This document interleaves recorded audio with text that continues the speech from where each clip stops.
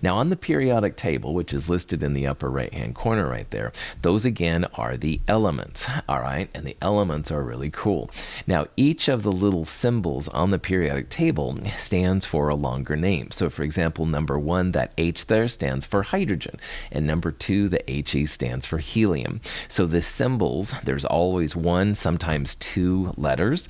The first letter is always capitalized, and the second letter is always lowercase. So if you're a person that likes to write in all uppercase letters, start writing lowercase. Chemists were get really freaked out by that, and I will be the same, I'll be honest. So you must write it big H, little e for helium. You can't write big H, big E for helium. That's a big faux pas. But anyway, this guy named Berzelius was the first one to think about that, which is kind of cool. Right now, there are 118 elements, but since I've been teaching at Mount Hood, that number has changed. Initially, there was more like 104 elements, and then over time, they started to add more and more and more, and now they get to 118, which is pretty cool. I am very excited for the next several elements, because if they can get to element 121, it's going to actually change the shape of the periodic table. So you can see right now number 118, OG, is around. When they get to number 121, which is pretty close, there's going to be some big changes in the chemistry world, but they haven't gotten it yet, so we'll talk about that later if it happens, and also talk about why I'm excited to get to 121. There's a few pre-biblical elements. So before about 2,000 years ago, they all had different symbols, at least some of them did, but there weren't very many known. So in the last 2,000 years, there's been a lot of changes when it comes to chemistry. Big surprise, but it's kind of cool to think about the ones what they used to use and the ones that we're using now. Originally, Mendeleev was the person that kind of thought about organizing the elements as a periodic table. Initially, what he did is he tried to organize them by the mass, how much the atom weighs, and if you will. And we'll talk more about that as we go through and stuff here a little bit. But that didn't work out too well. All right, Mendeleev's idea of putting them by mass didn't really work out very well. So what they did instead is they moved it then to what's called the atomic number. And we'll talk about what the atomic number means later, but the atomic number worked out really well. Now notice that this periodic table lists only elements up to 112, and the last element picture I showed you had a periodic table up to 118. Periodic tables are almost inevitably out of date, so just get ready for it. But anyway, it was really cool, and Mendeleev's idea to kind of organize them turned out to be super cool. Mendeleev was able to predict the existence of a couple elements there, gallium, germanium, scandium, and technetium, elements that at his time hadn't been found yet, and they were found later. So he was able to predict it, which is pretty cool. Now on the periodic table, there's a couple terms we need to talk about right away. In the upper right-hand corner, the blue elements, those are called nonmetals, and hydrogen, which is also a nonmetal, plus those ones on the upper right, are pretty important to chemists, and we'll talk about that. On the left-hand side, all the ones in kind of the off yellowish kind of color, those are metals. So most of the periodic table is made of metals on there, and then the green elements that are listed right there, those are called metalloids, and metalloids have a combination of metal properties and non-metal properties. We'll talk more about that as we go through the course, but just realize non-metals in the upper right, plus hydrogen, metals, basically all the rest of the elements are metals, going to be pretty important for some of the discussions we talk about. This is a periodic table.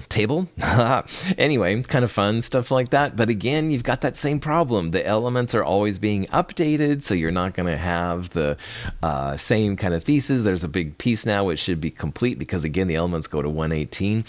So anyway, just let you know, maybe having a periodic table isn't the best idea unless you are really into chemistry like me, who drools over this picture every time I see it, but that's another story.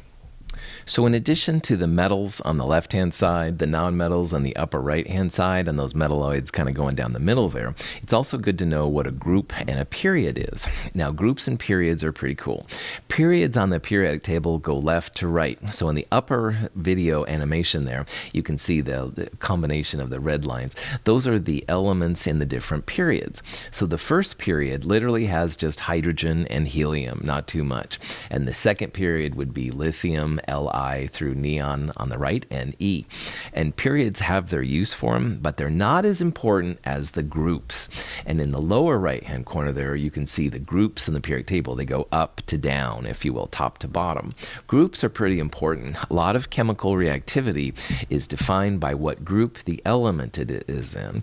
And we're going to see that the reactivity of pieces in the same group are often similar to each other. So for example, in group 1A, you can see there's hydrogen, lithium, Na is sodium, K is potassium. We're going to see that lithium, sodium, and potassium all have a lot of chemical similarities to them. Hydrogen does too, but hydrogen's kind of a different thing because it's a nonmetal. So we'll talk more about this as we go through the course. A couple of group names, though, I would like you to know. Group 1A, those are called the alkali metals, and they're very important for lots of different processes. Sodium in sodium chloride is an alkali metal, as well as potassium, stuff like that.